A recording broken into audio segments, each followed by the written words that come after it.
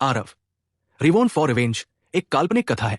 इस कहानी में प्रस्तुत सभी पात्र, घटनाएं और स्थान पूरी तरह से लेखक की कल्पना का परिणाम है, किसी भी वास्तविक घटना, व्यक्ति, जाति, संस्कृति या समाज से जुड़ी हुई नहीं है। इस कहानी का उद्देश्य केवल मनोरंजन और शिक्षा है। हम किसी भी प्रकार की धार्मिक, सांस्कृतिक या सामाजिक भावनाओं को ठेस पहुंचाने का उद्देश्य नहीं रखते हैं। यदि किसी श्रोता को इस कहानी में कोई अंश अनुचित या असंगत प्रतीत हो, तो कृपया इसे काल्पनिक और मनोरंजन के रूप में ले। इस कहानी का श्रेय पूरी तरह से लेखक को जाता है। कहानी प्रस्तुति में हमारा एक भी श्रेय नहीं है, हम बस कहानी को आवाज देते हैं। अब आगे एक जोरदार धमाके की आवाज आई, जिससे पूरा रिंग का फर्श उड़ गया। हर तरफ धूल और धुआं उड़ रहा था। आखिरकार वो जोरदार लड़ाई की आवाज बंद हो गई। धूल और धुआं छंट गया। दो बहुत ही बेचारे लोग सबके सामने आए। आरव जोर जोर से सांस लेने के लिए हाफ रहा था। उसका रंग बहुत पीला पड़ गया था। पता नहीं उसके शरीर पर कितनी चोटें लगी थी। खून लगातार बह रहा था। लेकिन बात्रा की हालत उससे भी ज्यादा खराब थी। बात्रा की असली शैतानी आत्मा आरव ने पहले ही पूरी तरह से खत्म कर दी थी। उसका मांसल शरीर आरव ने लगभग आधे से ज्यादा मुंडवा दिया था, जो बहुत ही भयानक लग रहा था। बात्रा की नजर आरव पर टिकी रही। वो नफरत से दांत पीसते हुए बोला, तुम्हारे पास अभी भी खेलने के लिए एक तुरुप का पत्ता था। आरव का तुरुप का पत्ता case heaven opening sword art का तीसरा रूप था, डेब्रेक। इस चाल ने स्वर्ग के नीचे अनगिनत चालों को तोड़ दिया। फैंटम किल की हालत में आरव ने ये चाल चली और सीधे उसकी असली शैतानी आत्मा को चकनाचूर कर दिया। आरव मुस्कुराया और बोला, मैंने पहले भी कहा था, तुम्हारी जीत का सिलसिला कुछ भी नहीं है। ऐसा इसलिए है क्योंकि तुमने कभी मेरा सामना नहीं किया। हाँ, बत्रा अचानक जोर जोर से बिना रुके हंसने लगी। आरव की तरफ देखा और दया से बोली, क्या तुम्हें लगता है कि यह सब ऐसे ही खत्म हो जाएगा? चूंकि मैं तुम्हें शैतानी जनरल रेल में नहीं मार सकती, तो मैं तुम्हें मारने के लिए शैतानी कमांडर रेल का इस्तेमाल करूंगी। बात्रा की बेतहाशा हंसी सुनकर मीनूसा का शरीर अचानक कांप उठा। ये पाउडर का पैकेट सिर्फ इसलिए है ताकि ये पक्का हो सके कि वो और मैं सही हालात में लड़े। आरव के शब्द अभी भी उसके कानों में गूंज रहे थे। मीनूसा को अचानक एहसास हुआ कि पाउडर का वो पैकेट बात्रा को आखिरी मिनट में जबरदस्ती शैतानी कमांडर दायरे में घुसने से रोकने के लिए था। लेकिन क्या पाउडर का वो पैकेट सच में ऐसा कर सकता था? मीनूसा, तुम्हें क्या हो गया है? ब्लडी गर्ल ने अचानक पूछा। मीनूसा ने अपना सिर हिलाया और कहा, कुछ नहीं। मुझे हैरानी है कि बात्रा कामयाब हो पाएगा या नहीं। अगर वो कामयाब हो गया तो आरव खतरे में पड़ जाएगा। हालांकि ब्लडी गर्ल और वह दोनों ब्लड यम हॉल से थे। इस तरह की बात जितने कम लोग जानते थे उतना ही अच्छा था। आखिरकार बात्रा कुमार परिवार का नंबर 1 जीनियस था, एक जूनियर जो भविष्य में सिटी लॉर्ड का पद जरूर हासिल कर पाएगा। एक बार खबर लीक हो गई तो ये एक मुश्किल मामला होगा। इसलिए ये मामला जितने कम लोग जानते थे उतना ही अच्छा था। लोगों को मारने के लिए जरूरी नहीं कि हथियार ही इस्तेमाल हो। असैसिनेशन हॉल कितना ताकतवर था, ये सिर्फ वो हॉल मास्टर और साथ ही ब्लड यम हॉल का हॉल मास्टर जानता था। आरव के उसे पाउडर का ये पैकेट देने के दूसरे दिन उसने बात्रा को इसे पूरी तरह से चुपके से पिलाया और अब ऐसा लग रहा था कि इसका असर होने का समय आ गया है। लेकिन ब्लडी गर्ल का चेहरा भद्दा था जब उसने कहा, बात्रा की ताकत के साथ आगे बढ़ना कोई दिक्कत नहीं होनी चाहिए। यह इस बात पर निर्भर करेगा कि सोर्स नाइट तेजी से शैतानी एसेंस रिकवर कर पाता है या नहीं। दोनों लोग अभी पूरी तरह थक चुके थे। जो भी पहले ताकत रिकवर करेगा वही जीतेगा। आरव ने बात्रा के मजाक उड़ाने की परवाह नहीं की। उसने बहुत बेपरवाही से एक दवा की गोली निकाली और शैतानी सार लेना शुरू कर दिया। यह सीन बहुत घबराहट से देखकर सबका दिल जोरों से धड़कने लगा। चारों तरफ से तेज आध्यात्मिक एनर्जी इकट्ठा हो गई। बात्रा ने बिना किसी डर के बेशर्मी से हंसते हुए एक लंबी हंसी हंसी। इस ताकतवर तिरछी नजर ने सभी को तिरछी नजर डालने पर मजबूर कर दिया। जब तक बात्रा किसी दायरे से बाहर निकलता, आध्यात्मिक एनर्जी तुरंत बात्रा के शरीर में भर जाती और उसका शैतानी सार बन जाती। शैतानी जाति मुख्य रूप से शैतानी आत्मा की खेती करती थी। बात्रा ने शैतानी आत्मा के दबाव को पूरी तरह से छोड़ दिया और शैतानी आत्मा को स्वर्गीय दांव के संपर्क में आने दिया। जब तक उसे स्वर्गीय दांव की पहचान मिलती रही, उसकी शैतानी आत्मा आसानी से आगे बढ़ पाती और एक शैतानी कमांडर पावर हाउस बन जाती। अचानक बात्रा के हावभाव एकदम बदल गए। उसे पता चला कि उसकी शैतानी आत्मा किसी रुकावट से टकरा गई थी। असल में वो उसे तोड़ नहीं पा रहा था। शैतानी कमांडर का राज उसकी नाक के ठीक नीचे था। ऐसा लग रहा था कि वो उसकी पहुंच में है, लेकिन ये आखिरी कदम वो चाहे जो भी हो नहीं उठा पा रहा था। वो एहसास पानी में चांद के रिफ्लेक्शन जैसा था। वो उसे देख सकता था, लेकिन उसे छुआ नहीं जा सकता था, जिससे वो पागल हो रहा था। धत तेरे की, आगे बढ़ो। क्या हो रहा है? बात्रा अपने दिल में चिल्लाया। अरे क्या हो रहा है? हाइनेस बात्रा कुछ ठीक नहीं लग रहे हैं। उनकी ताकत से बिना ज्यादा मेहनत के रुकावट को तोड़ना अपने आप हो जाना चाहिए, लेकिन स्पिरिचुअल एनर्जी खत्म होने के संकेत क्यों दे रही है? बिल्कुल नहीं, है ना? हिज हाइनेस बात्रा असल में आगे नहीं बढ़ पा रहे हैं। ये कैसे हो सकता है? बहुत जल्द ग्रैंड स्टैंड पर मौजूद भीड़ को कुछ गड़बड़ का पता चला। जो स्पिरिचुअल एनर्जी इकट्ठा हुई थी वो बात्रा द्वारा एब्जॉर्ब नहीं हो पाई और इसके बजाय खत्म होने के संकेत दिख रहे थे। इस खोज ने सबको हैरान कर दिया। मीनूसा के चेहरे पर गुस्सा आ गया। उसके दिल में जबरदस्त लहरें उठने लगी। ये सच में हुआ। पाउडर के उस पैकेट का काम सच में बात्रा को जबरदस्ती घुसने से रोकना था। असैसिनेशन हॉल के हॉल मास्टर के तौर पर मीनूसा को अनुभवी और जानकार कहा जा सकता था। उसने पहले कभी नहीं सुना था कि कोई ऐसा दवा वाला पाउडर होता है जिससे लोग लोगों से बाहर नहीं निकल पाते। इसके अलावा पार्टी को अभी भी जरा भी अंदाजा नहीं था। दवा वाले पाउडर का ये पैकेट सच में देवताओं और भूतों को भी नहीं पता था। इसके अलावा आरव ने तब कहा था, दवा वाले पाउडर के इस पैकेट का उसके पावर हाउस के लेवल पर असर पड़ेगा। उस समय अगर वो ऐसी गलत बातों पर विश्वास नहीं करता और कोशिश करता तो क्या उसके लिए इस जन्म में भी शैतानी भगवान के लोक में घुसना नामुमकिन होता? लंबी सोच विचार के बाद बहुत ज्यादा डर। ग्रैंड स्टैंड के तीसरे लेवल पर देवी मल्ली ने आरव को देखा जो धीरे धीरे खड़ा हुआ। उसकी आंखों में हल्की सी मुस्कान आ गई। लगता है नतीजा तो पहले से तय है। सिटी लॉर्ड विजेशा, तुम मुझे दोष नहीं दोगे, है ना? देवी मल्ली ने मुस्कुराते हुए सिटी लॉर्ड विजेशा से कहा। लेकिन सिटी लॉर्ड विजेशा को कोई फर्क नहीं पड़ा और उसने मुस्कुराते हुए कहा, हॉल मास्टर देवी मल्ली बहुत दयालु है। हमारे दायरे में पहुंचकर वे नीचे से सतानी लॉर्ड सभी चिंटिया है। बात्रा का सोर्स नाइट से हारना उसकी ताकत काफी नहीं होना है। मैं तुम्हें कैसे दोष दे सकती हूं? सिर्फ एक जूनियर, बस किसी और को तैयार कर लो।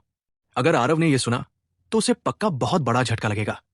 देवी मल्ली जिसने उस समय उसे छेड़ा और फ्लर्ट किया था, असल में बहुत ही रहस्यमयी ब्लड यम हॉल की हॉल मास्टर थी और वो असल में एक शैतानी लॉर्ड पावर हाउस थी, बिल्कुल सिटी लॉर्ड विजेशा जैसी। सिटी लॉर्ड विजेशा की यह बात सुनकर देवी मल्ली ने अपना मुंह ढक लिया और मुस्कुराते हुए कहा, अच्छा हुआ कि सिटी लॉर्ड ने मुझे दोष नहीं दिया। आप निश्चिंत रहें, इस बार मुझे आपका एक एहसान चुकाना है। सिटी लॉर्ड विजेशा की भौहें ऊपर उठ गई। देवी मल्ली को हैरानी से देखते हुए उन्होंने कहा, हॉल मास्टर देवी मल्ली का एहसान एक जूनियर से कहीं ज्यादा कीमती है। नीचे आरव धीरे धीरे बात्रा की ओर बढ़े और बेपरवाही से बोले, मैंने पहले भी कहा था आपकी जीत का सिलसिला कुछ खास नहीं है। आप देखिए, अब कोई भी आपके लिए चीयर नहीं कर रहा है। आखिरकार बात्रा के चेहरे पर थोड़ी घबराहट आ गई। नहीं, नामुमकिन। क्यों? मैं क्यों फेल हो गया? ये नामुमकिन है। बात्रा के चेहरे पर बेबसी साफ दिख रही थी। उसने पहले कभी नहीं सोचा था कि वो शैतानी कमांडर दायरे से बाहर नहीं निकल पाएगा। ये तो छोड़ ही दो कि आरव ने 1 साल पहले ही ये प्लान बना लिया था ताकि वो उसके दायरे से बाहर न निकल सके। जब उसने आरव को मारने का फैसला किया तो सब कुछ पहले से ही तय था।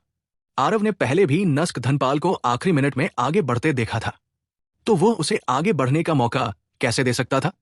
पाउडर के उस पैकेट का नाम अनफेटर्ड सॉलिटर पाउडर था। यह दवा खास तौर पर शैतानी जाति की शैतानी आत्मा को टारगेट करने के लिए बनाई गई थी। जब तक शैतानी जाति के मार्शल आर्टिस्ट इसे खाते रहेंगे, अनफेटर्ड सॉलिटर पाउडर सीधे शैतानी आत्मा पर असर करेगा, जिससे शैतानी आत्मा स्वर्ग के राज नहीं समझ पाएगी। इस जन्म में 1 इंच भी आगे नहीं बढ़ पाएगी। अनफेटर्ड सॉलिटर पाउडर रंगहीन और गंधहीन था और इससे मार्शल आर्टिस्ट की ताकत को कोई नुकसान भी नहीं होगा। लेकिन जब तक वे हार मान लेंगे, वे इस जन्म में फिर से आगे बढ़ने के बारे में भूल सकते हैं। मरने तक उन्हें पता नहीं चलेगा कि क्या हो रहा है। हालांकि आरव द्वारा रिफाइन किया गया अनफेटर्ड सॉलिटर पाउडर मीनूसा पर इतना असर नहीं कर सकता था कि वो जिंदगी भर 1 इंच भी आगे न बढ़ सके, लेकिन उसके लिए इस तरह का शैतानी लॉर्ड बनना, वो इसके बारे में भूल सकता है। नामुमकिन। मैं खूनी लड़ाई का राजा हूं। मैं एक ऊंचे पद वाले शैतानी जनरल से कैसे हार सकता हूं? मैं तुमसे लड़ूंगा। बात्रा दहाड़ा आरव की तरफ झपटा, लेकिन अपनी अभी की हालत में वो आरव के लिए कोई खतरा नहीं बन पा रहा था। आरव ने उसे दया से देखा और ठंडे दिमाग से कहा, जब तुम बीते हुए कल की शान में डूबे हुए थे तो आज के नतीजे के लिए तुम पहले से ही बर्बाद थे। तुम्हारी जगह कोई नहीं ले सकता। किंग ऑफ ब्लड बैटल है ना? क्या अजीब सम्मान है। चिल्ट। आरव की लंबी तलवार घूमी, सीधे बात्रा की शैतानी आत्मा को कुचल दिया। उसे कोई मौका नहीं दिया।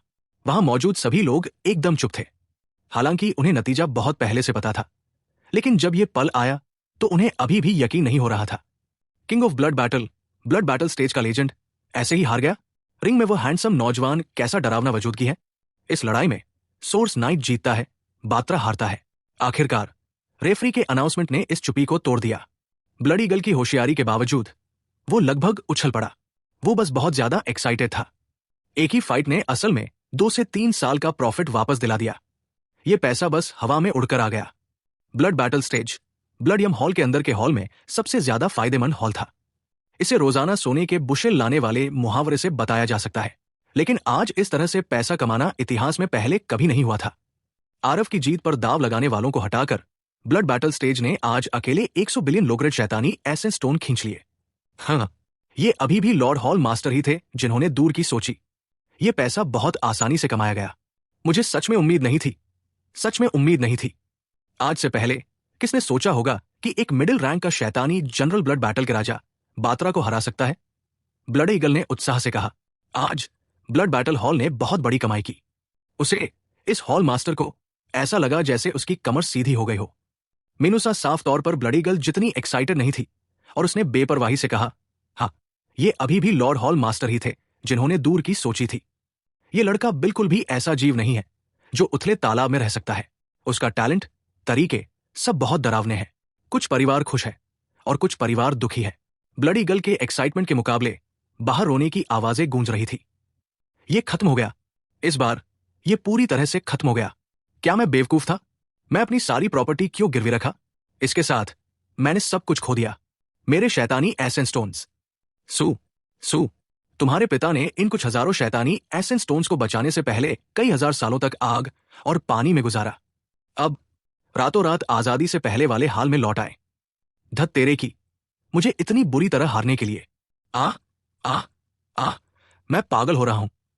हाँ, प्रॉफिट, बहुत बड़ा प्रॉफिट कमाया। मैंने 50,000 शैतानी एसेंस स्टोन्स पर दाव लगाया और वो एक साथ 15 बार पलटा। 15 बार। हाँ, वो आदमी एक्साइटमेंट में डूबा हुआ था, लेकिन उसने ध्यान नहीं दिया कि पहले से ही कई जोड़ी आंखें उसे घूर रही थी। ब्लड बैटल स्टेज पर जो लोग मस्ती कर रहे थे, उनमें से ज्यादातर नीचे के लेवल पर मस्ती कर रहे मार्शल आर्टिस्ट थे। अब जब उन्होंने अपना सारा सामान खो दिया तो वे पहले से ही परेशान थे, जब तक कि उनकी आंखें लाल नहीं हो गई। इस आदमी ने आरव की जीत पर दाव लगाया। उसने पैसे तो कमाए, लेकिन खुद को रोकना नहीं जानता था। बाद में उसे पता भी नहीं चलेगा कि उसकी मौत कैसे हुई। हालांकि हमेशा कुछ लोग ऐसे भी होते थे जो एक्सेप्शन होते थे। पिता नमन इस समय सप्तरा को गले लगा रहा था। उसे अपने पूरे दिल से थाम लेना चाहता था। उसे कभी नहीं लगा था कि ये बेटी आंखों को इतनी अच्छी लग रही है। आरव लालबर्नी परिवार का स्पेशल ग्रेड रिटेनर था। पिता नमन नेचुरली दाव नहीं लगाएगा बात्रा की जीत पर दूसरों की तरह। हालांकि वो आरव को लेकर बिल्कुल भी पॉजिटिव नहीं था। आरव को चीयर करने के ख्याल से नमन ने आरव पर 1 मिलियन फ्लेंड एसेंस स्टोन्स की शर्त लगाई। उसने कभी नहीं सोचा था कि पलक झपकते ही आरव ने उसके लिए 15 मिलियन शैतानी एसेंस स्टोन्स कमा लिए। लालबर्नी परिवार जैसे बड़े परिवार के लिए भी 15 मिलियन शैतानी एसेंस स्टोन्स कोई छोटी रकम नहीं थी। सबसे जरूरी बात, उसके चेहरे पर एक्साइटमेंट थी। सोर्स नाइट का नाम आज रात कैपोन कैपिटल सिटी में गूंजेगा। उनके लालबर्नी परिवार को भी इससे जुड़ने से स्वाभाविक रूप से फायदा होगा। मेरी अच्छी बेटी, तुम सच में बहुत समझदार हो। यह खजाना तुम्हें लालबर्नी परिवार में ही रखने में मेरी मदद करनी होगी, चाहे कुछ भी हो जाए। हाँ, नमन जोर से हंसते हुए बोला। अभी से पता नहीं कितने कैपोन कैपिटल सिटी के रईस उसे बधाई देने आ रहे थे। वो, इस लालबर्नी परिवार का मुखिया, तुरंत अपने चेहरे पर चमक महसूस कर रहा था। हालांकि सप्तारा साफ तौर पर नमन जितनी आशावादी नहीं थी। उसे लगता रहा कि आरव न तो उसके साथ दोस्ताना था और न ही अलग। उसके एक्टिव पीछा करने के बारे में वो भी बहुत लापरवाह लग रहा था। एक बार में एक ही कदम उठा सकते हैं, सप्तारा ने मन ही मन सोचा। जब पूरी कैपिटल सिटी इस बात पर चर्चा कर रही थी कि आरव कितना मजबूत है वगैरह, आरव को खुद इसका ज्यादा पता नहीं था। रास्ते में चलते हुए आरव ने बहुत सारे जीनियस लोगों को हराया था, चाहे वे अल्केमी हो या मार्शल आर्ट में। इस तरह की और जीत के बाद वो लंबे समय से इसे एक नॉर्मल दिन की तरह मान पा रहा था। अपने घावों को ठीक करने के लिए लालबर्नी परिवार के पास लौटकर आरव को साधना करने की कोई जल्दी नहीं थी, बल्कि उसने पूरा दिन शैतानी मेडिसिन हॉल में बिताया। उसकी इज्जत आजकल दोपहर के सूरज की तरह थी। शैतानी मेडिसिन हॉल में हॉल मास्टर समेत सभी लोग उसके साथ एक टीचर की तरह पेश आते थे। इतना अच्छा रिसोर्स आरव उसे बर्बाद नहीं करना चाहता था। वो शैतानी मेडिसिन हॉल में टीचर के तौर पर काम करता था और साथ ही शैतानी मेडिसिन हॉल के रिसोर्स का इस्तेमाल करके अल्केमी डाउ को समझता था। 2 स्टार डिवाइन पिल्स पर आरव की रिसर्च अभी पूरी तरह से पूरी नहीं हुई थी। इसे पूरी तरह से पूरा करने से पहले अभी भी बहुत ज्यादा प्रैक्टिकल काम करने की जरूरत थी। शैतानी मेडिसिन हॉल के रिसोर्स बहुत थे और वे उसका बहुत सम्मान भी करते थे। ये स्वाभाविक रूप से आरव के लिए अल्केमी डाउ की पढ़ाई करने के लिए सबसे अच्छी जगह थी। इसलिए आरव शैतानी औषधिकार बन गया। मेडिसिन हॉल के उपस्थित शैतानी औषधिकार ने सभी मांगे मान ली। जो कोई भी शैतानी मेडिसिन हॉल में गोलियां मांगने आता वो सब मान लेता। बेशक एल्केमी दांव की पढ़ाई कर रहे आरव का अभी भी एक बहुत जरूरी मिशन था, दिव्य सागर को ठीक करने के लिए गोली का फॉर्मूला बनाना। लिटिल फैटी पुलकित के बारे में आरव ने हमेशा उसे ध्यान में रखा था। चाहे कुछ भी हो, उसे फैटी पुलकित को अपना दिव्य समुद्र ठीक करने और नए सिरे से खेती करने देना था। लेकिन आरव यह भी जानता था कि यह रातों रात नहीं हो सकता। एल्केमी दांव की पढ़ाई के लिए जमा हुई प्रैक्टिस और रिसर्च की जरूरत थी। दिव्य गोली का ग्रेड जितना ऊंचा होता उसे समझना उतना ही मुश्किल होता। नई दवा वाली गोलियां बनाने की तो बात ही छोड़ दें। आधा साल पलक झपकते बीतने वाला था। आरव द्वारा बात्रा के मारे जाने की बात तो बहुत पहले ही फीकी पड़ चुकी थी। लेकिन अब कैपोन कैपिटल सिटी के नंबर एक शैतानी दवाखाने का टाइटल कैपिटल सिटी में चमक उठा। हर दिन गोलियां मांगने के लिए शैतानी मेडिसिन हॉल के सामने के दरवाजे को घेर लेने वाले मार्शल कलाकार एक लंबे अजगर की तरह पंक्तिबद्ध होते थे। कैपोन कैपिटल सिटी में शैतानी जनरल के सभी पावरहाउस मास्टर सोर्स नाइट की दवा वाली गोलियों में से एक पाकर गर्व महसूस करते थे। आरव ने जो दवा वाली गोलियां रिफाइन की थी, ब्लैक मार्केट में उनकी कीमत बहुत ज्यादा हो गई थी। ये तो होना ही था। आरव ने जो दवा वाली गोलियां रिफाइन की थी, उनकी क्वालिटी बहुत अच्छी थी और दवा का असर भी जबरदस्त था। दूसरी गोलियां आरव की गोलियों का मुकाबला बिल्कुल नहीं कर सकती थी। हालांकि इस आधे साल की ट्रेनिंग के दौरान आरव ने विश्वास और दूसरों की सभी बुरी आदतें सुधार दी। इससे उनकी गोली रिफाइन करने का स्टैंडर्ड बहुत बेहतर हो गया। पांचों एल्डर शुक्रगुजार होकर आंसू बहा रहे थे। इस दिन विश्वास आरव के पास गए और ध्यान से कहा, मास्टर सोर्स नाइट, हमारे long pink capital city, black Z capital city और पर्पल नेदर कैपिटल सिटी के शैतानी मेडिसिन हॉल्स के साथियों ने सुना है कि मास्टर का अल्केर्नी स्टैंडर्ड बहुत ऊंचा है और आपकी शोहरत से आकर्षित होकर दांव पर मास्टर का उपदेश सुनने की उम्मीद में आए हैं। पता नहीं मास्टर की क्या राय है। आरव की आंखें थोड़ी सिकुड़ गई और उन्होंने बेपरवाही से कहा, क्या आप सबने बहुत ज्यादा सुन लिया और आपको लगता है कि मेरा उपदेश पैसे के लायक नहीं है? कोई भी आकर सुन सकता है। विश्वास का दिल जोर से धड़का और उन्होंने जल्दी से कहा, मास्टर की बातें बहुत सीरियस है। मास्टर का उपदेश, हर वाक्य एक हीरा है जिससे हमें तुरंत ज्ञान मिलता है। ये कुछ सस्ता कैसे हो सकता है? आरव ने ठंडे दिमाग से कहा, मैं यहां इसलिए रुका हूं क्योंकि मुझे आपके ब्लड यम हॉल का एक एहसान चुकाना है। इसलिए नहीं कि मेरे पास करने के लिए कुछ बेहतर नहीं है। जहां तक दूसरे कैपिटल शहरों के ब्लड यम हॉल की बात है, मैं उनसे परिचित नहीं हूं और मैं उनसे परिचित होना भी नहीं चाहता। उन्हें वापस जाने दो जहां से वे आए थे। एल्डर बिस्वास का चेहरा अजीब सा था और वो बेबस होकर पीछे हट गया। एल्डर बिस्वास के बाहर जाने के बाद आरव ने ठंडी हंसी हंसी। क्या ब्लड यम हॉल ने सच में उसे एक फ्री लेबर फोर्स समझा? बिल्कुल भी कीमत नहीं था और चाहते थे कि वो उनके लिए दांव पर उपदेश दे। बहुत सुंदर सपने देख रहे थे। उन लोगों के बारे में जो प्रवचन सुनने आते थे, आरव को कोई एतराज नहीं था, लेकिन उन्हें इसका बदला एक एहसान से चुकाना होगा। इस आधे साल में हालांकि आरव ने शैतानी मेडिसिन हॉल ये प्लेटफॉर्म उधार लिया था, लेकिन उसकी अल्केमी ताकत बहुत बेहतर हो गई थी। लेकिन शैतानी मेडिसिन हॉल को यहां से जो मिला वो उनकी कीमत से कहीं ज्यादा था। दूसरों की परवाह किए बिना पांचों बड़ों के लिए भविष्य में उनके गाइडेंस में 3 स्टार शैतानी किमियागर के दायरे में कदम रखना बहुत उम्मीद जगाने वाला था। बस यही उनके पैसे से कहीं ज्यादा था। आरव को छोड़ने के बाद बिस्वस के चेहरे पर एक कड़वी मुस्कान थी। वो जानता था कि नतीजा यही होगा। बस हॉल मास्टर ने उसे आने के लिए कहा था, तो उसके पास भी कोई चारा नहीं था। वो बस आकर एक कोशिश कर सकता था। इस आधे साल में आरव के हाथों में शैतानी मेडिसिन हॉल में जबरदस्त बदलाव आया।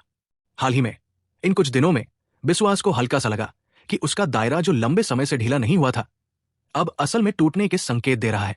इस खोज ने उसे खुशी से बहुत परेशान कर दिया। बिस्वास इस दायरे में 10,000 साल से रुका हुआ था। वो जानता था कि उसने बहुत पहले ही अपनी काबिलियत खत्म कर ली थी और इस जिंदगी में आगे बढ़ने की कोई उम्मीद नहीं थी। लेकिन अब उसे सच में मशहूर 3 स्टार शैतानी किमियागर तक पहुंचने की उम्मीद थी।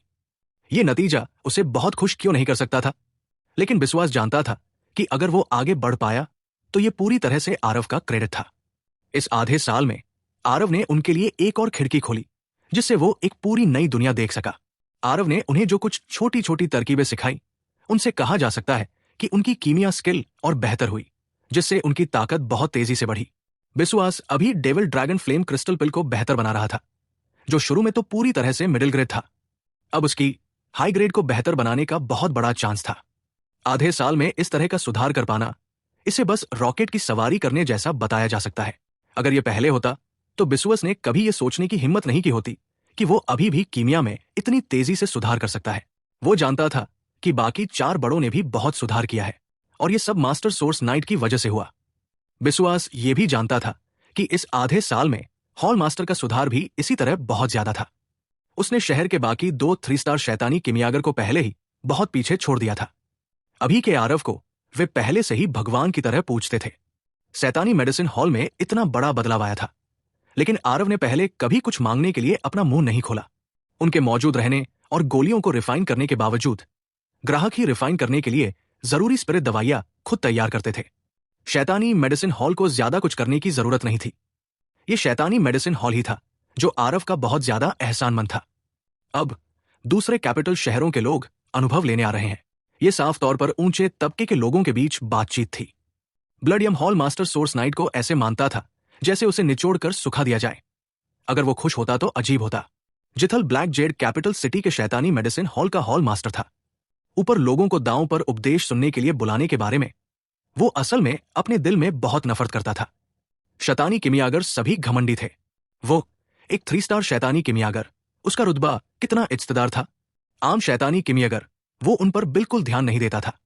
उसकी कीमिया की ताकत आसपास के कुछ राजधानी शहरों के हॉल मास्टर्स के बीच एक बेहतरीन पहचान भी थी।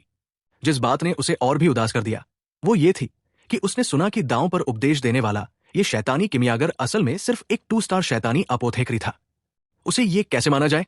जुनेराज, इस मास्टर में कितनी अकड़ है, तुम एक हॉल मास्टर भी उसे इनवाइट नहीं कर सकते? जिथल ने दुखी होकर कहा। एक शैतानी मेडिसिन हॉल का हॉल मास्टर जो एक 2 स्टार शैतानी किमियागर से मिलना चाहता था, उसे असल में एक मैसेज तो देना ही था। क्या यह मजाक नहीं था? जुनेराज कैपोन शैतानी मेडिसिन हॉल का हॉल मास्टर था। बदनामी के डर से इसीलिए उसने बिस्वास को आरव को इनवाइट करने के लिए भेजा। असल में वो ये भी जानता था कि आरव शायद इन लोगों से मिलने के लिए राजी नहीं होगा। जिथल, ये जगह ब्लैक जेड कैपिटल सिटी नहीं है। अगर तुम्हें इसकी परवाह नहीं है तो तुम तुरंत जा सकते हो। मैंने तुम्हें आने के लिए नहीं बुलाया, जुनेराज ने उदास होकर कहा। जैसे ही जिथल ने सुना वो खुश हो गया और मुस्कुराते हुए बोला, यो हिम्मत वाला, अगर मेरे हॉल मास्टर ने मुझे आने के लिए नहीं कहा होता तो तुम्हें क्या लगता है कि मैं इस घटिया जगह पर आता? क्या मास्टर है? एक 2 स्टार बदमाश भी बाहर आकर दिखावा करने की हिम्मत करता है। ये तुम्हारे घटिया स्टैंडर्ड है कि तुम किसी को भी देखते ही अपना मास्टर कह देते हो, है ना? कैपोन कैपिटल सिटी का शैतानी मेडिसिन हॉल सच में आसपास के कुछ कैपिटल शहरों में सबसे नीचे था। संख्या से लेकर ताकत तक वे सभी बाकी कुछ शहरों से बहुत कम थे। इसलिए जब जिथल ने जुनेराज को देखा तो उसने सिर ऊंचा कर लिया और जुनेराज को बिल्कुल भी सीरियसली नहीं लिया। जुनेराज गुस्से से आगे बुला हो गया और बोला, अच्छा, बहुत अच्छा, क्योंकि तुम्हें मास्टर सोर्स नाइट के दांव के उपदेश की परवाह नहीं है तो प्लीज वापस जाओ। जिथल बोलने ही वाला था कि बिस्वास अंदर से बाहर आया और झुककर जुनेराज से बोला, hall master, master source night ने कहा है उन्हें वही वापस जाने दो जहां से वे आए हैं। अभी अभी दोनों लोगों की जो बातचीत हुई बिस्वास ने सब सुन लिया। वो शुरू में इसे थोड़ा समझदारी से कहना चाहता था, अब उसने बिल्कुल भी ध्यान नहीं दिया। सीधे आरव की बातें वैसे ही दोहरा दी जैसी थी। जब जिथल ने यह सुना तो वो एकदम से अपना आपा खो बैठा और गुस्से से बोला, हाँ, कितनी बड़ी बड़ी बातें। एक छोटी सी 2 स्टार शैतानी दवा की दुकान वाले ने इस हॉल मास्टर से इस तरह बात करने की हिम्मत की। मैं अभी जाकर तुम्हारे ब्लड यम हॉल मास्टर से मिलूंगा। मैं देखना चाहता हूं कि वो क्या कहती है।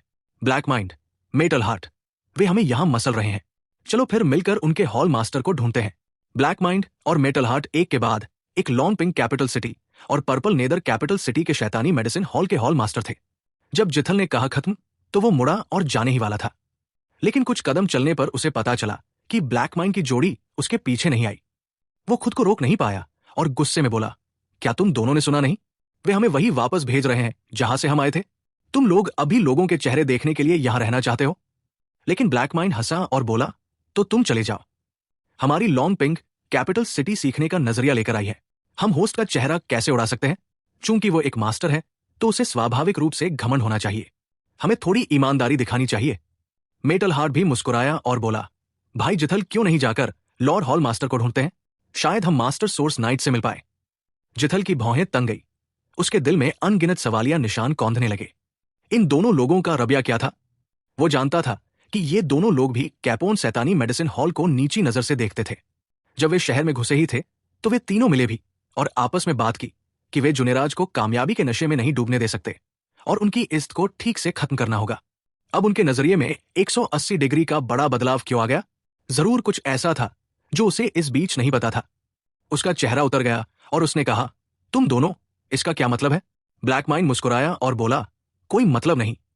हम दूरी पर ध्यान दिए बिना कैपोन कैपिटल सिटी आ गए। जाहिर है हमें भाई जुनेराज से और बातचीत करनी होगी। भाई जुनेराज, इस औषधि हॉल मास्टर के हाल ही में कुछ सवाल थे, चलो उसे देखते हैं। जुनेराज अभी कुछ बोल भी नहीं पाए थे कि मेटल हार्ट भी मुस्कुराए और बोले, भाई जुनेराज, मैं इस बार काफी लोगों को लाया हूं। हम भाई हैं, इसलिए हमें ज्यादा बातचीत करनी चाहिए। जुनेराज कंफ्यूज थे, लेकिन मुस्कुराते हुए चेहरे पर हाथ नहीं गिरा सकते थे। उन्होंने हाथ जोड़े और मुस्कुराते हुए कहा, हाँ बिल्कुल। जिथल की आंखें थोड़ी सिकुड़ गई और उन्होंने ठंडी सांस लेते हुए कहा, मुझे नहीं लगता कि एक 2 स्टार शैतानी किमियागर सच में स्वर्ग को चुनौती दे सकता है। वो हमसे नहीं मिल रहा है ना? मैं उसे रैंक कर मेरे पास आने पर मजबूर करूंगा। बात खत्म करके जिथल बस अपनी आस्तीनें झटक कर जाने ही वाले थे। ठीक इसी समय आरव धीरे धीरे बाहर निकले और अचानक ये वाक्य सुन लिया। उन्होंने मुस्कुराते हुए कहा, क्या ऐसा है? तो आपको बधाई, आप पहले ही ब्लैकलिस्ट हो चुके हैं और घर वापस जा सकते हैं। जिथल अचानक मुड़ा और ठंडी आवाज में बोला, तुम वो बकवास मास्टर हो? है, मैं सोच रहा था कि वो कौन है। पता चला कि वो अभी भी एक बदमाश है। जुनेराज, तुम सब समय के साथ सच में कमजोर होते जा रहे हो। बच्चे, तुम बेफिक्र रहो, मैं घर वापस जाऊंगा, लेकिन तुम्हें पहले घुटनों के बल बैठकर मुझे 3 बार प्रणाम करना होगा। लेकिन आरव ने उसकी जरा भी परवाह नहीं की और जुनेराज से कहा, हॉल मास्टर जुनेराज, इस आगे की आधे महीने में मैं लालबर्नी परिवार के पास अकेले रहना चाहता हूं। इस आधे महीने में मुझे ढूंढने के लिए लोगों को मत भेजना। बात खत्म करके उसने जुनेराज के जवाब का इंतजार भी नहीं किया, सीधे जिथल के पास से निकलकर शैतानी मेडिसिन हॉल से निकल गया। छी, दवा की कड़ाही से हरे धुएं का बादल निकला। अंदर की दवा की गोली पहले ही कबाड़ बन चुकी थी। आरव ने हल्की सी आह भरी और कहा, फिर से फेल। क्या ऐसा हो सकता है कि दिव्य समुद्र को ठीक करने वाली ये दवा की गोली सच में रिफाइन नहीं हो सकती? पुलकित को अपना दिव्य सागर वापस पाने में मदद करने के लिए, दवा की गोली को बेहतर बनाने के लिए इस आधे साल में आरव पता नहीं कितनी बार फेल हो चुका था। उसने स्पिरिट मेडिसिन को मिलाने के कम से कम 1000 से ज्यादा तरीके आजमाए, लेकिन वो एक बार भी कामयाब नहीं हुआ। ये 1000 से ज्यादा तरह के मिलाने के तरीके बस वो नतीजे थे जो उसे आखिर में मिले। उसके दिमाग में कम से कम कई हजार गोलियों के फॉर्मूले बने हुए थे। बस बात यह थी कि आखिर में उनमें से ज्यादातर को उसने रिजेक्ट कर दिया। ये एकदम नया गोली का फॉर्मूला निकालने के लिए आरव ने, कहा जा सकता है, कि अपने दिमाग को बहुत जोर से मारा, लेकिन नतीजे ने उसे बहुत निराश किया। तुमने पहले ही अपनी पूरी कोशिश कर ली है। भले ही किमिया भगवान देवताओं के दायरे के पावर हाउस है, लेकिन वे धरती पर सभी जीवन को भी तय नहीं करते। कई बार इंसानी ताकत काम नहीं आती। तुम्हें भी निराश होने की जरूरत नहीं है। दिव्य समुद्र को ठीक करने वाली दवा की गोली के बारे में स्वर्ग की दुनिया में कभी नहीं सुना गया था। तुम्हारे लिए इसे खुद बनाना कहना आसान है, करना मुश्किल। धूलिन की एक आकृति दिखाई दी और उसे दिलासा दिया। आरव मुस्कुराया और बोला, मैं निराश नहीं हूं। असल में इन आधे साल के डिड्यूसिंग एक्सपेरिमेंट्स के बाद मुझे लगता है कि मैं पहले से ही इसके बहुत करीब हूं। बस बात यह है कि खिड़की के कागज की यह परत शुरू से आखिर तक नहीं भेदी जा सकती, जिससे मैं थोड़ा उदास हो गया हूं। मुझे लग रहा है कि जब तक मैं खिड़की के कागज की इस परत को भेदता रहूंगा, मेरी एल्केमी ताकत एक कदम और बढ़ जाएगी। धूलिन ने हैरानी से आरव को देखा, जैसे उसे बाद वाली बात पता ही न हो। वो जानता था कि आरव का अभी का किमिया लेवल उसी समय के स्वर्गीय एम्पायरियन अमर ग्रोव से कहीं ज्यादा मजबूत था। एक कदम आगे बढ़ते हुए उसने इसकी कल्पना करने की भी हिम्मत नहीं की। क्या ऐसा हो सकता है कि इस आदमी की कोई लिमिट नहीं थी? पानी तब बहेगा जब एक चैनल बनेगा। बहुत ज्यादा सोच समझकर काम करना उल्टा पड़ सकता है। इस समय क्यों ना आप पहले थोड़ा आराम करें? शायद एक दिन आप अपने आइडिया ठीक कर लेंगे, धूलिन ने कहा। आरव ने सिर हिलाया और कहा, एकांत छोड़ने का भी समय हो गया है। मुझे डर है कि कुछ लोग इंतजार करते करते थक गए होंगे। आरव एकांत से बाहर निकला। बाहर कमिलेश डी बहुत पहले से ही उसका इंतजार कर रही थी। मास्टर, बॉक्स रूम में ब्लडियम हॉल का एक मेहमान आपका इंतजार कर रहा है। कमिलेश डी ने कहा। आरव ने थोड़ा सिर हिलाया और कहा, तो आप हट जाइए, मैं संभालूंगा। 2 कदम चलकर आरव अचानक पीछे मुड़ा और बोला, तुम जाओ और कच्छट से स्पिरिट जड़ीबूटियों का एक बैच ले आओ। बस कह देना कि मैंने कहा है। ये रहा उनकी लिस्ट। तुम पहले से ही बहुत लंबे समय से आधे एकदम मूल देवता क्षेत्र पर अटके हुए हो, है ना? यह सुनकर कमिलेश का पूरा शरीर अचानक कांप उठा। उसके दिल में बहुत खुशी की लहर दौड़ गई और वो जल्दी से घुटनों के बल बैठ गया और बोला, ये नीच आदमी पहले से ही 15,000 सालों से इस स्टेप पर अटका हुआ है। आरव ने कहा और कहा, तुम्हारा टैलेंट बहुत अच्छा है। असल में हेवन स्पैन वर्ल्ड में एंटर करके तुम ओरिजिन देवता तक पहुंच सकते थे। बस अफसोस की बात है कि इसमें देर हो गई। इन कुछ सालों की तुम्हारी मेहनत और लगन को देखते हुए मैं तुम्हें एक चांस दूंगा। कमिलेश का पूरा शरीर बेचैनी से कांप उठा जब उसने कहा, कमिलेश मास्टर का बहुत बहुत धन्यवाद देता है। आरव ने हाँ में हाँ मिलाई और मुड़कर चला गया। कमिलेश डी ने अपनी मुट्ठियां कसकर पकड़ रखी थी। एक्साइटमेंट की वजह से उसका चेहरा थोड़ा लाल लग रहा था। इन 1 लाख सालों में वो पहली बार इतना बेचैन था। उसकी मन की हालत, जो पहले पानी के निचले लेवल जैसी थी, आखिरकार उसमें थोड़ी हलचल हुई। 1 लाख सालों तक वो हर समय इस बात पर दुखी होता रहा कि उसकी किस्मत कितनी बुरी थी। आरव के आने तक उसका पूरा व्यक्तित्व अंधेरे में डूबा हुआ लग रहा था। कमिलेश डी ने कभी नहीं सोचा था कि अमर उब्बन वर्ल्ड से निकला ये गवार आदमी भी इतना जबरदस्त टैलेंट रखता है। उसके नए मालिक की वजह से पूरी कैपोन कैपिटल सिटी में हलचल मच गई। सारी ताकतें उसके मालिक के इर्द गिर्द घूम रही थी। एक गलत कदम और हर कदम गलत हो गया। अब से मुझे अपनी कोशिशें दोगुनी करनी होंगी। मुझे उम्मीद है कि भविष्य में मुझे मास्टर से माफी मिल जाएगी, कमिलेश डी ने आह भरते हुए कहा। जब आरव ने देवी मल्ली को देखा तो वो कुछ हैरान हुए बिना नहीं रह सका। सोर्स नाइट हॉल मास्टर को सम्मान देता है। मुझे नहीं लगा था कि हॉल मास्टर सच में खुद आए होंगे, आरव ने हाथ जोड़कर कहा। देवी मल्ली की नजरों में हैरानी की एक झलक दिखाई दी और वो मुस्कुराते हुए बोली, तुमने सच में बहुत पहले ही मेरी पहचान का अंदाजा लगा लिया था। लगता है मैंने अब भी तुम्हें कम आंका। आरव मुस्कुराया और बोला, उस समय तो सोचा नहीं था, लेकिन 100 नोज हॉल से वापस आने के बाद मैंने ध्यान से सोचा और मुझे एहसास हुआ कि हॉल मास्टर होने के पास तुम्हारे बारे में कई शक वाली बातें थी। देवी मल्ली प्यार से मुस्कुराई और बोली, कोई हैरानी नहीं कि बात्रा तुम्हारे हाथों मरेगा। तुम्हारी तुलना में उसका हुनर बहुत कम है।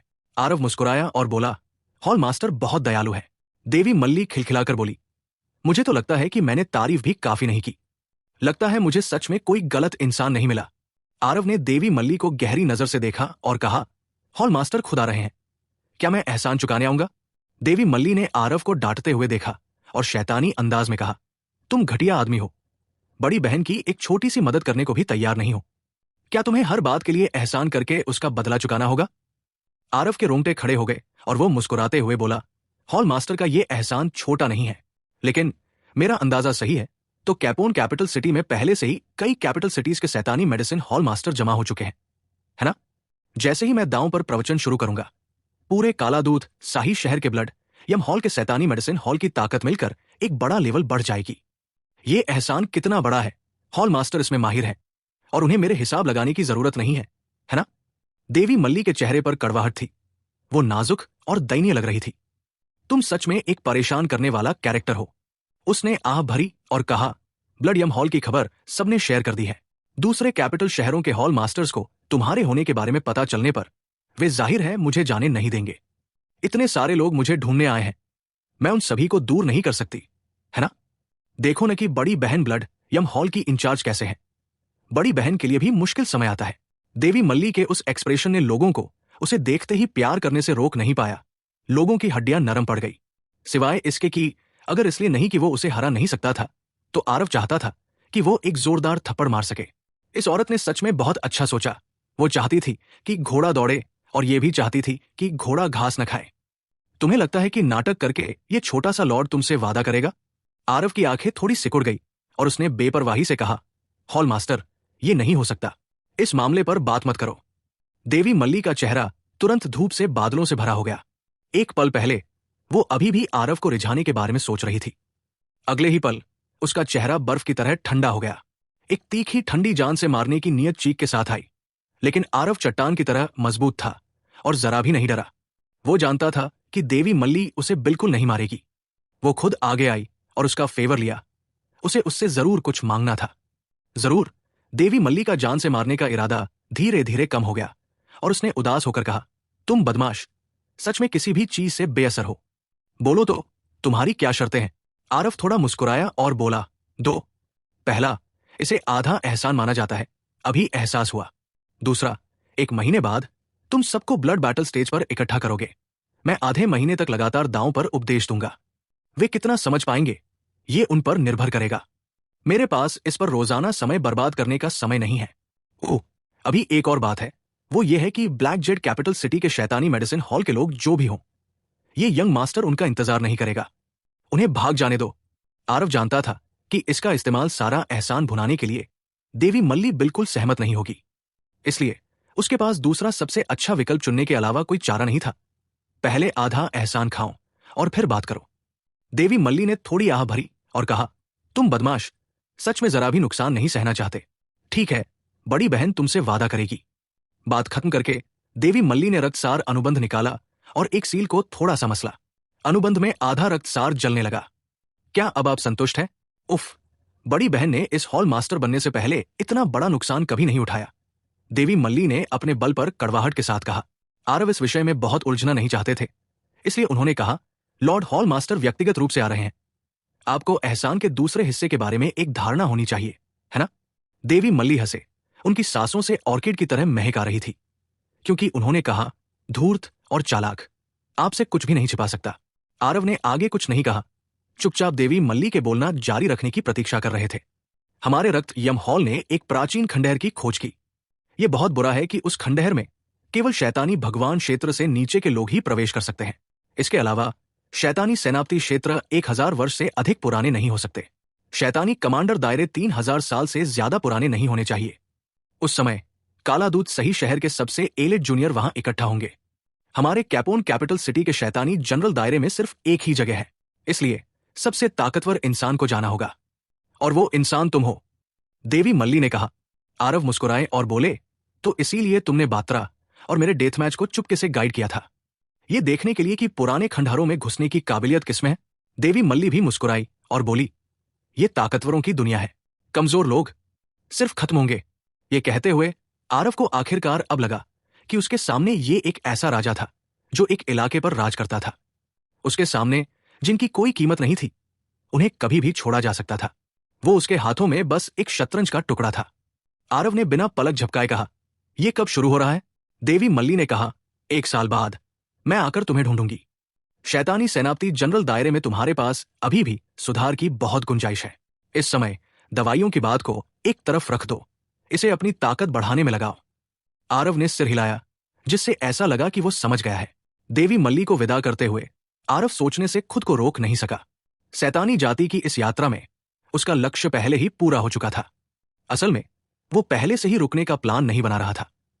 बस आरव को उम्मीद नहीं थी कि उसने सच में ब्लड यम हॉल के हॉल मास्टर का ध्यान खींचा है। जब से देवी मल्ली ने उसे चुना था, उसकी हर हरकत और काम उसके कंट्रोल में था। एक शैतानी लॉर्ड पावरहाउस के हाथों से बचना लगभग नामुमकिन था। जहां तक ब्लड एसेंस कॉन्ट्रैक्ट की बात है, आरव को इसके बारे में कुछ भी नहीं लगा। वो चीज सच में बहुत चालाक थी। दूसरों के लिए उसमें जानलेवा बांधने की ताकत थी, लेकिन आरव के लिए वो पूरी तरह से बेकार था। आरव ने छोटा हेवनस्पिन पहाड़ को बेहतर बनाया था। आरव से निपटने के लिए इस तरह की कॉन्ट्रैक्ट पावर का इस्तेमाल करना बस एक ख्वाहिश से ज्यादा कुछ नहीं था। आरव अपनी किस्मत दूसरों के हाथों में कैसे सौंप सकता था? उसने थोड़ी मुश्किल इसलिए खड़ी की क्योंकि वह देवी मल्ली को दिखाने के लिए एक नाटक करना चाहता था। उसे महसूस कराना चाहता था कि वो इस ब्लड एसेंस कॉन्ट्रैक्ट से बहुत डरा हुआ है। अब इसे देखने पर इसका असर काफी अच्छा था। बस ये था कि पुराने खंडहरों की ये यात्रा शायद बहुत जरूरी थी। इन कुछ दिनों ने जिथल को बहुत उदास कर दिया था। बाद में उसे पता चला कि ब्लैक माइंड और मेटल हार्ट ने पहले कैपोन सैटानी मेडिसिन हॉल में लोगों को ट्रिप पर भेजा था। उन्हें पता चला कि कैपोन कैपिटल सिटी के सैटानी मेडिसिन हॉल का लेवल अब वैसा नहीं रहा जैसा पहले था। ब्लैक माइंड और मेटल हार्ट कितने होशियार थे, उन्हें अब भी मास्टर सोर्स नाइट की काबिलियत का पता कैसे नहीं चला? आधे महीने तक ये दोनों लोग हर दिन केपन सैटानी मेडिसिन हॉल में रहे और बाहर नहीं निकले। इन दोनों लोगों को साफ तौर पर बहुत पहले से पता था और उन्होंने असल में उसे धोखा दिया। पहले तो जिथल ने सोचा, चाहे ये मास्टर कितना भी जबरदस्त क्यों न हो, क्या वो अब भी हॉल मास्टर की बात नहीं सुन सकता? जिस मामले पर 2 बड़े हॉल मास्टर्स ने सहमति जताई थी, उसे सोर्स नाइट मना नहीं कर सकते थे। कौन जानता था कि जब वो हॉल मास्टर से मिलने के लिए रिक्वेस्ट करने गए तो उनके हॉल मास्टर ने सीधे कहा कि वो मास्टर सोर्स नाइट के फैसले पर भी असर नहीं डाल सकती। चूंकि उन्होंने मास्टर सोर्स नाइट को नाराज किया था, तो ये उनकी किस्मत पर निर्भर करेगा। इससे जिथल सच में निराश हो गए। एक ऐसा वजूद जिसे हॉल मास्टर भी कंट्रोल नहीं कर सकते थे, तो उनकी कीमिया स्किल्स कितनी कमाल की थी। ठीक इसी समय एक और बड़ी खबर आई। शैतानी मेडिसिन हॉल के 5 बुजुर्गों में से एक ने कामयाबी से बाजी मार ली और वो पहले ही 3 स्टार शैतानी किमियागर बन गए। ये खबर चाहे कैपिन शैतानी मेडिसिन हॉल में हो या दूसरे कैपिटल शहरों के शैतानी मेडिसिन हॉल्स में, एक बड़ी खबर थी। बिस्वास एक पुराने 2 स्टार शैतानी अवतार थे और 10,000 साल से इस लोक में रुके हुए थे। अगर कोई हादसा न होता तो वो इसी जन्म में इसी लोक में रहते, लेकिन अब वो सच में कामयाब हो गए। अगर इसका मास्टर सोर्स नाइट से कोई लेना देना नहीं होता, तो अगर उन्हें भी पीट पीट कर मार डाला जाता, तो भी वे यकीन नहीं करते। कैपोन कैपिटल सिटी में लंबे समय तक रहने के कारण कुछ खबरें अपने आप शैतानी अवतारों में फैल गई। मास्टर सोर्स नाइट ने 1 साल से ज्यादा समय तक शैतानी मेडिसिन हॉल के लोगों को सिर्फ दांव के बारे में उपदेश दिया था। एक 3 स्टार शैतानी उत्तराधिकारी को तैयार करने में आधे साल से ज्यादा का समय लगा। इस मास्टर सोर्स नाइट ने बस गंदी और सड़ी हुई चीजों को दुर्लभ और अलौकिक में बदल दिया। जिथल को तब तक पछतावा हुआ जब तक उसकी आंतें हरी नहीं हो गई। एक के बाद एक साथी प्रोफेशंस के ग्रुप को आते देख वो चिंता से जल रहा था। यही वो मिशन था जिसका ऑर्डर ऊपर वाले ने दिया था। अगर दूसरे लोग पूरी तरह से तैयार होकर लौटते, लेकिन वो खाली हाथ लौटता क्योंकि उसने मास्टर सोर्स नाइट को नाराज कर दिया था, तो उसकी ये जिम्मेदारी छोटी नहीं थी। आरव को बिना किसी हड़बड़ी के शैतानी मेडिसिन हॉल में आते देख जिथल तुरंत उनका स्वागत करने के लिए ऊपर गया। हाँ, मास्टर सोर्स नाइट, आप यहां हैं, जिथल ने झुककर चापलूसी भरी मुस्कान के साथ कहा। आरव ने उस पर एक नजर डाली और बिना किसी भाव के उसके पास से गुजर गया। जिथल जानता था कि यह राउंड पार करना आसान नहीं था। उसे भी कोई दिक्कत नहीं थी। वो आरव के पीछे पीछे शैतानी मेडिसिन हॉल में चला गया। मास्टर, उस दिन सिर्फ मेरी आंखें थी, लेकिन मैं महान चरित्र को पहचान नहीं पाया। उम्मीद है कि आप जैसे महान आदमी पिछली गलतियों के लिए शिकायत करने के लिए नीचे नहीं गिरेंगे, जिथल ने कहा। आरव के शैतानी मेडिसिन हॉल में घुसते ही वहां पहले से ही बहुत से लोग गोलियां मांगने के लिए इंतजार कर रहे थे। वो अपनी खास दवा की कड़ाही के सामने आया और ठंडे स्वर में कहा, जो शब्द पहले कहे गए थे, जो पानी गिरा था, मैं उन्हें वापस नहीं लूंगा। ब्लैक जेड कैपिटल सिटी का शैतानी मेडिसिन हॉल पहले ही ब्लैकलिस्ट हो चुका है। अगर वे यहां हैं, तो भविष्य में सभी को यहां और इंतजार करने की जरूरत नहीं है। स्वूश स्वूश स्वूश। सबकी नजरें तुरंत जिथल के चेहरे पर टिक गई। जिथल का एक्सप्रेशन भी एकदम से बहुत खराब हो गया और उसने गंभीर आवाज में कहा, मास्टर सोर्स नाइट, क्या आपको हल्की कदम की गुंजाइश नहीं छोड़नी चाहिए? आरव मुस्कुराया और बोला, लोगों को अपने कामों की कीमत चुकानी पड़ती है। कल अगर मैंने तुम्हें तलवार से घायल कर दिया, तो आज माफी मांगू, क्या तुम मानोगे? इसलिए जैसा चाहो वैसा करो। ब्लैक माइंड पहले ही जुनेराज के साथ काफी दिनों से घूम रहा था। वो पहले से ही जुनेराज की कीमिया स्किल से हैरान था। जुनेराज की कीमिया स्किल उसे पता थी, बस उससे थोड़ी खराब थी। लेकिन अब जुनेराज का कीमिया स्टैंडर्ड पहले ही उससे हर तरह से बेहतर हो गया था।